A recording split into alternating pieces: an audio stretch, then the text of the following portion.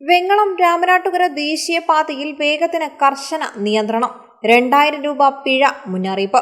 അപകട സാധ്യത കണക്കിലെടുത്ത് വേഗ നിയന്ത്രണം ഏർപ്പെടുത്തി താൽക്കാലിക ബോർഡുകൾ സ്ഥാപിച്ചു. 28.4 കിലോമീറ്റർ ദൂരത്തിൽ അപകടകരമായ വളവുകൾ, എക്സിറ്റ് എൻട്രി ഭാഗങ്ങൾ, പാലങ്ങൾ, ടോൾ ബൂത്ത് തുടങ്ങിയ ഭാഗങ്ങളിലാണ് പ്രത്യേക വേഗപരിധി നിശ്ചയിച്ചിട്ടുള്ളത്. 2000 രൂപ പിഴ ഈടാക്കണമെന്നാണ് ബോർഡുകളിൽ രേഖപ്പെടുത്തിയിട്ടുള്ളത്.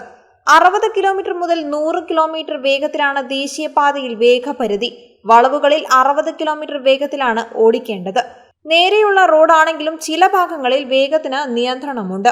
ടോളുകളിലേക്ക് അതിവേഗത്തിൽ വാഹനങ്ങൾ എത്തിയാൽ അപകടമുണ്ടാകുമെന്നതിനാലാണ് പന്തീരങ്കാവ് ടോൾ പ്ലാസയ്ക്ക് സമീപവും നിയന്ത്രണമുള്ളത്.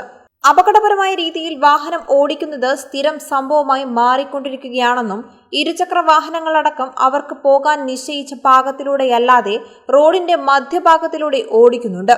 വലിയ വാഹനങ്ങൾ അതിവേഗത്തിൽ എത്തിയാൽ അപകടമുണ്ടാകുമെന്നും ദേശീയപാത അധികൃതർ വ്യക്തമാക്കി.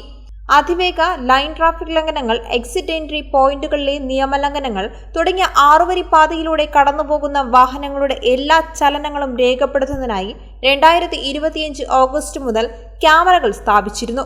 എന്നാൽ ഇതുവരെ പിഴ ഈടാക്കാൻ തുടങ്ങിയിരുന്നില്ല. എന്നാൽ നിയമലംഘനങ്ങൾ വർദ്ധിക്കുന്ന സാഹചര്യത്തിൽ പിഴ ഈടാക്കുന്നതിനായി ദേശീയപാത അതോറിറ്റി തീരുമാനിച്ചിട്ടുണ്ട്. അതിനായി സർക്കാരുമായി ചർച്ചകൾ നടത്താനിരിക്കുകയാണ്. പിഴ ഈടാക്കണമെങ്കിൽ മോട്ടോർ വാഹന വകുപ്പിന്റെയും പോലീസിന്റെയും അനുമതി ലഭിക്കേണ്ടതുണ്ട്.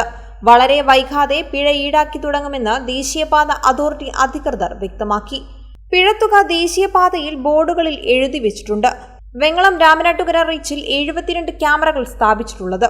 ഇതിൽ 14 എണ്ണം ടോൾ പ്ലാസയ്ക്ക് സമീപമാണ്.